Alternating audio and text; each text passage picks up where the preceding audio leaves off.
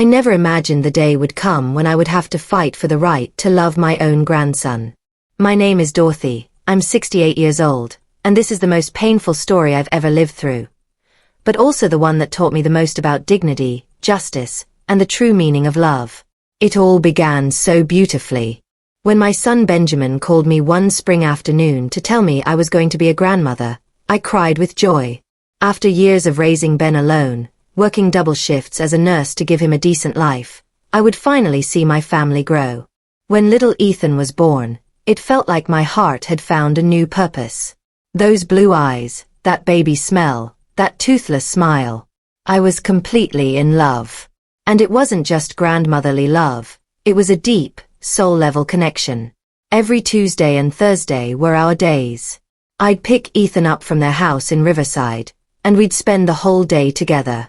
We had our sacred routine. First, bear-shaped pancakes for breakfast. He loved drowning them in maple syrup until everything was a delicious mess. Then we'd go to the park near the library, where he'd feed the ducks and run between the trees while I sat on the bench watching every movement, every laugh. In the afternoons, we baked cookies in my kitchen. Ethan would climb onto the little step stool I'd bought just for him and help mix the dough, always sneaking pieces of chocolate. "Grandma Dorothy, this is our secret, right?" he'd say with that mischievous smile and chocolate in the corner of his mouth. I kept all his drawings in a special folder. Every scribble, every wobbly, "I love you, Grandma," was a treasure. On the fridge hung a magnet he gave me for Mother's Day. "World's Best Grandma." I looked at it every day and my heart overflowed. On Saturdays, when Benjamin and Amanda needed to shop or have time alone, Ethan slept over. We had our ritual. He chose a book, I read it doing different voices for each character, and he laughed so hard he could barely fall asleep. "Grandma, do the dragon voice again," he'd beg, and I'd do it as many times as he wanted. Sunday mornings I took him to Mass at St. Mary's Church.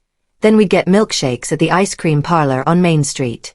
He always chose strawberry. I chose vanilla. We shared fries and talked about everything. Clouds, dinosaurs, why the sky is blue. But then, something began to change. Subtly. Like a shadow that slowly grows until it covers all the light. Amanda, my daughter-in-law, had always been polite to me. We never fought, never had open arguments. But there was something in her eyes. Coldness, distance. I tried to be kind, buying gifts, offering help, but nothing I did ever seemed enough. The first changes were small. Amanda started calling to say Ethan was tired and needed rest. "Dorothy, maybe it's better if you come another day. He's had a tough week at school." I understood. Children get tired, they need routine. But Tuesdays turned into only Thursdays. And then Thursdays started getting cancelled. Once a month became once every 2 months. When I called to speak with Ethan, Amanda would answer saying he was busy.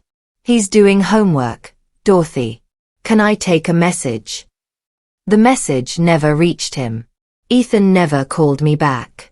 On the rare occasions I did see him, something had changed. He seemed distant, quiet.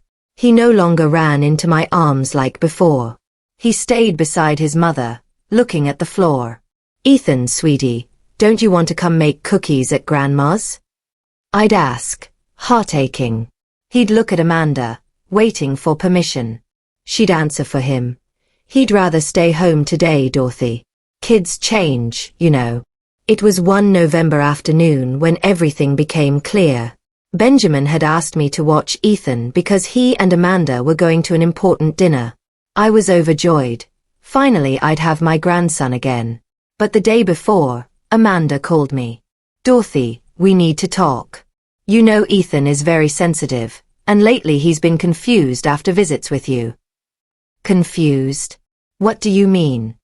I asked, worried. "You give him too many sweets, let him watch cartoons I don't approve of, and he comes home thinking he can do whatever he wants. So I need you to understand some rules. If you can't follow them, maybe we should space out the visits." My heart froze. But I agreed to everything. No sweets. No TV. Only what she approved. But it didn't matter what I did. Amanda always found something wrong. If I gave a toy, it was too noisy. If I took him to the park, I wasn't supervising properly. If I made a special lunch, it was too greasy. And the phrase that would become my nightmare started appearing. If you don't respect our rules, Dorothy, Ethan won't be able to see you anymore. It's for his own good. Little by little, my life became empty. Tuesdays were just another ordinary day. I'd look at the dusty step stool in the kitchen and cry. The drawing folder received nothing new. The bedroom I had prepared for Ethan, with Spider-Man sheets and a moon-shaped nightlight, remained untouched. I called Benjamin, trying to understand what was happening. Mom, Amanda's stressed. Her job is demanding, and Ethan really needs routine. Don't take it personally.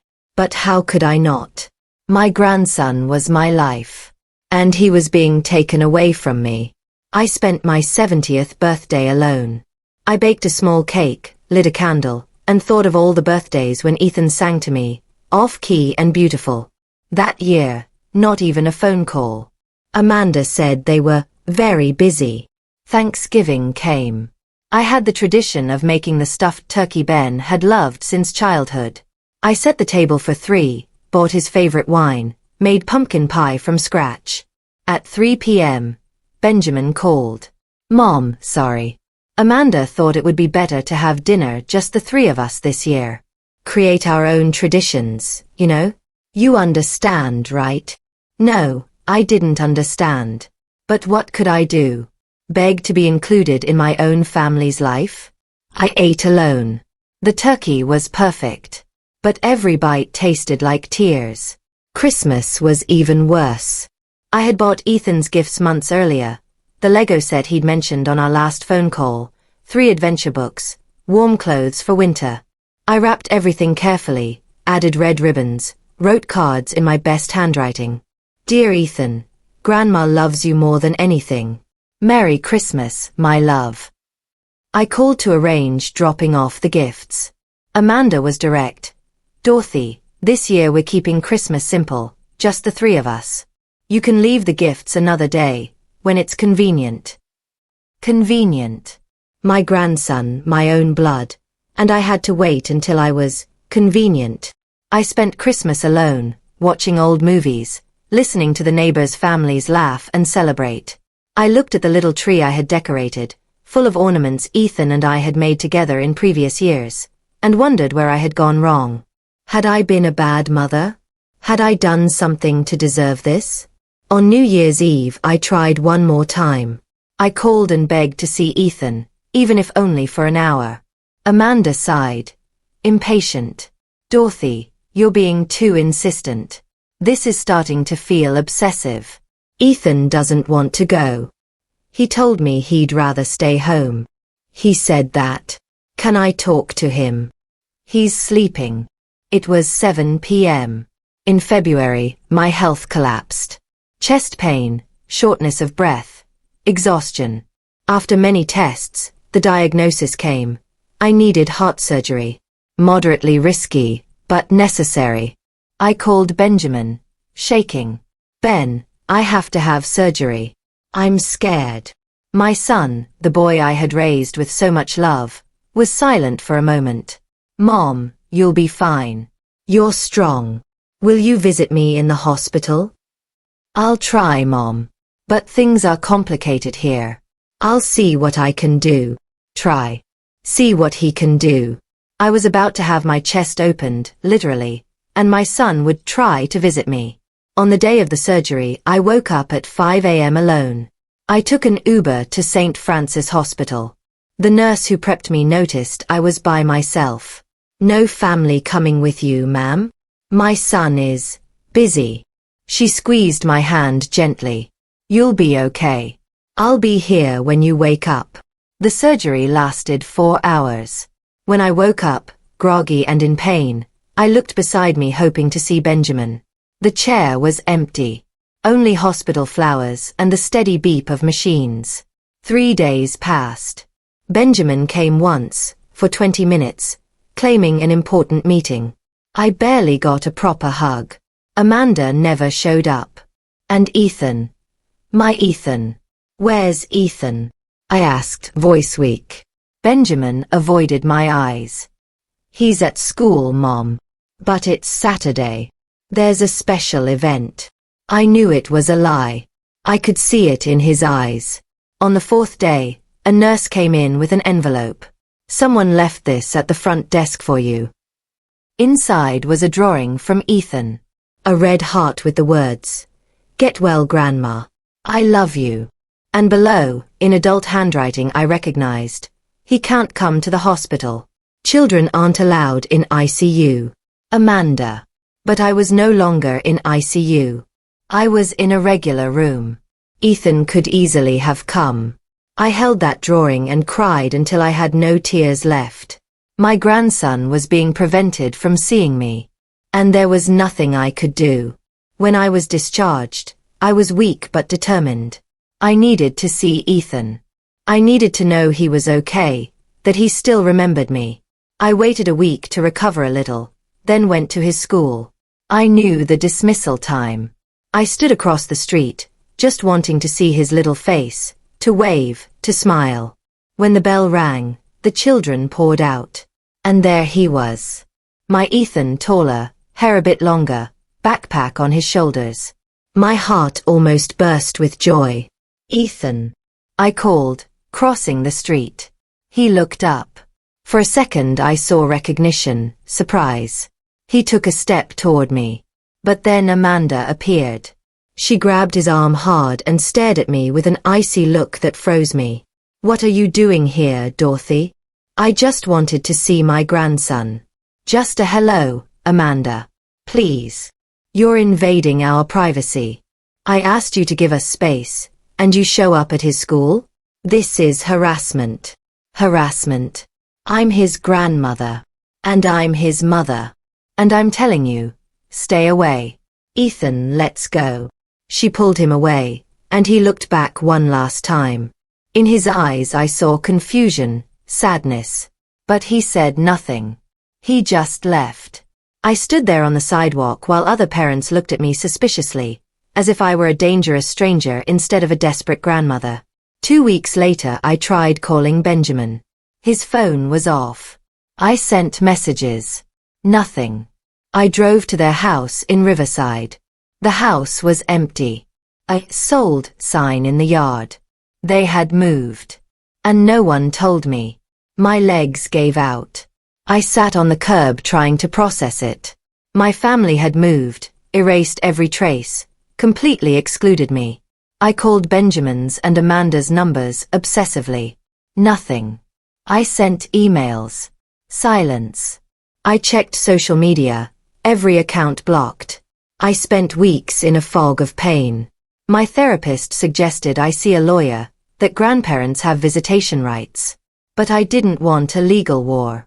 I wanted love. I wanted my son and daughter-in-law to see me as family, not an enemy. Months dragged on. Spring became summer. Summer turned to fall. My house, once full of life and laughter, became a mausoleum of memories. I went to work, came home, looked at Ethan's photos, and wondered if he still remembered me. Was Amanda telling him I didn't love him anymore? That I had forgotten him? Did my grandson think I had abandoned him? It was on a grey October afternoon, almost a year after they moved, that my phone rang. Unknown number. "Hello, Dorothy."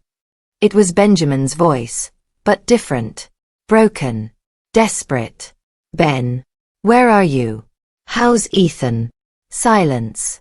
Then, "Mom. I need your help." My heart raced. What happened? Amanda and we separated. It was sudden, ugly. She took Ethan, and I don't know where they are. She got temporary custody claiming I was unstable, that our family was toxic. Her lawyer used the incident of you stalking Ethan at school as evidence. Every word was a stab. I had been turned into the villain. My grandmotherly love had been twisted and used against my own son. "Ben, I never meant." "I know, Mom. I know. And I'm so sorry. For everything. I should have defended you. I should have seen what Amanda was doing. But I was a coward. I was afraid of losing my marriage, my son. And in the end I lost everything anyway. The pain in his voice was palpable. But it wasn't just about him. Where's Ethan now? With her. Somewhere in Portland, I think. She won't let me talk to him. Says he's better off without negative influences. And according to the court order, I only get supervised visits once a month. I could barely breathe. My sweet Ethan was being used as a weapon in a war that should never have happened. What can we do? I don't know. My lawyer is working on it, but, Mom, I ruined everything. I lost you, I lost my son, I lost it all.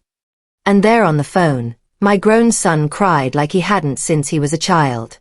And I, despite all the pain, all the abandonment, did what mothers do. I comforted. I forgave. I loved. In the following weeks Benjamin and I slowly reconnected. Painfully. He told me everything.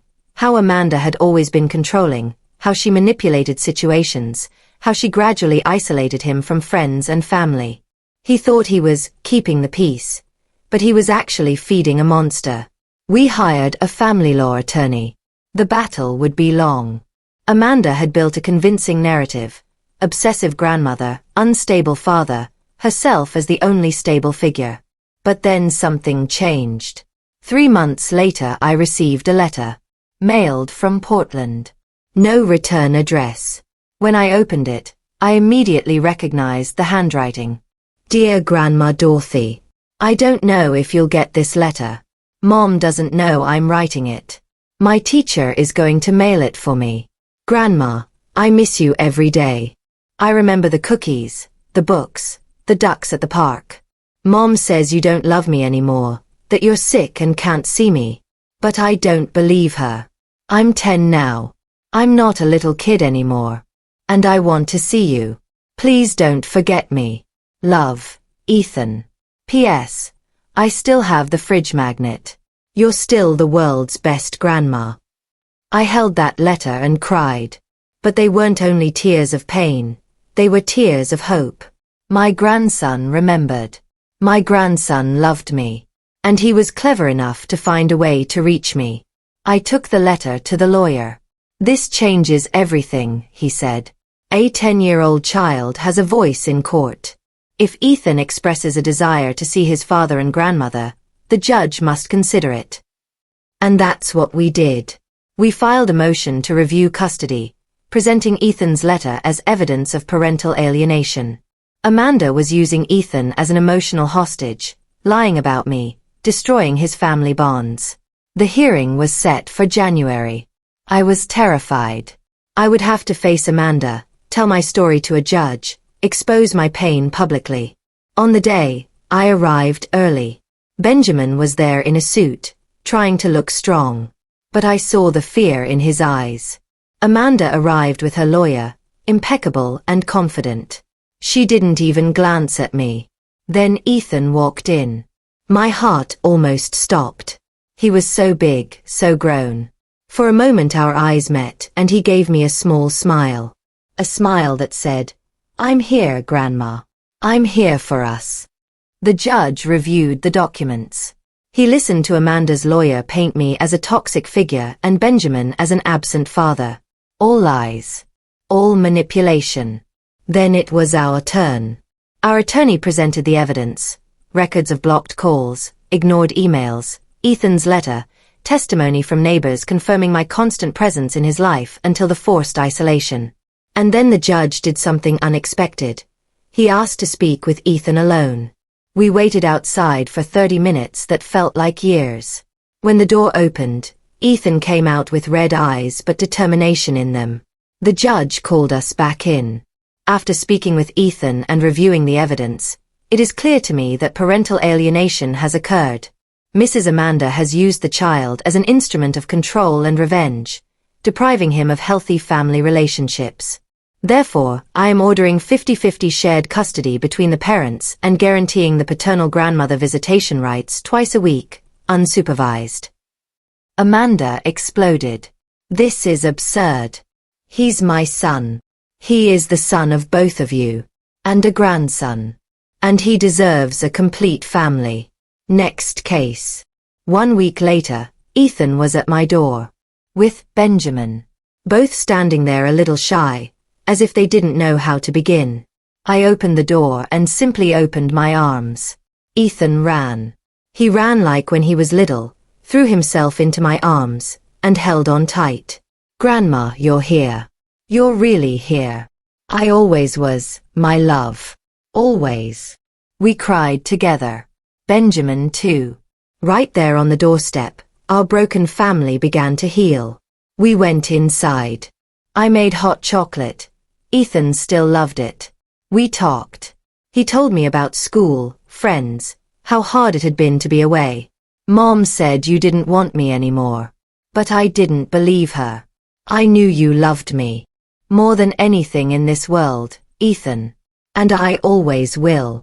We slowly returned to a routine. Cookies in the kitchen. Parks. Bedtime stories. It wasn't exactly like before. He was bigger, he had changed. And so had I. The pain had transformed us. But the love remained. Stronger, actually.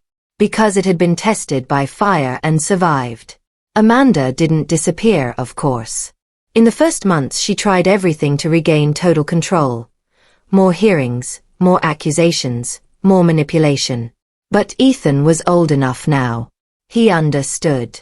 And he no longer accepted the lies. Mom, I love Grandma Dorothy. And you can't stop me from seeing her, he told her one day. Benjamin later told me. Amanda realized she had lost. Not custody, but something more important. The power to control the narrative. Ethan now had his own voice. With time, things calmed down. Amanda remained bitter but less aggressive. She found another relationship and rebuilt her life. The anger faded. She never apologized. She never acknowledged the harm she caused. But she accepted reality. Ethan had the right to everyone who loved him, including me. Benjamin still carries guilt to this day. He visits regularly, not just with Ethan but alone too. Mom, how could you forgive me? After everything I let happen? Because you're my son. And a mother's love has no conditions. You made mistakes, Ben. Big ones. But you owned them. You changed. That's what matters. He went to therapy. Worked on himself. Learned to set healthy boundaries. Became a better father, a better son. The pain taught us all. Today Ethan is 14 now. Tall, smart, kind. He comes every week. We still bake cookies, but now he does most of the work. We still read together, but more complex books. He helped me plant a garden in the backyard. So you have something beautiful to care for, Grandma, he said. We planted roses, lavender, herbs. We worked side by side, dirt on our hands, sun on our faces, hearts at peace. On Sunday afternoons he sometimes brings his homework and does it at my table while I cook. We don't need to talk much. Just being together is enough. For my last birthday he gave me an album. Inside were all the photos I had of him from babyhood, organized chronologically. And on the blank pages, the years we lost, he glued new drawings. Drawings of imagined memories. I drew what I think we would have done, Grandma, if she hadn't separated us. One page showed us at the park. Another baking cookies. Another him visiting me in the hospital. It may not have really happened, but in my heart it did. Because I never stopped loving you. I cried, of course. But they were tears of gratitude. Despite everything, love won. What did I learn from all this? That true love endures. That manipulation can control for a while, but not forever. That children are wiser than we think. That forgiveness is possible, but it doesn't mean forgetting.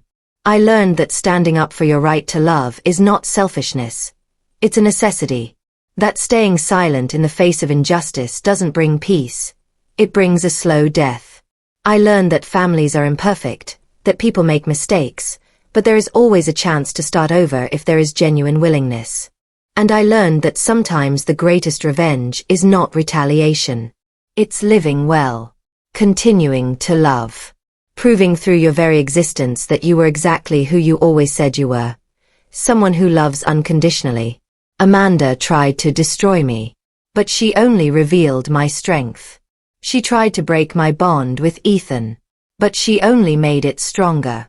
Today I live in peace. Life taught each of us what we needed to learn. Ethan learned about manipulation and autonomy. Benjamin learned about courage and responsibility. Amanda, well, I don't know if she learned anything. But that's no longer my concern. And me. I learned that my worth doesn't depend on how others treat me. I learned I can survive the worst pain and still find joy on the other side.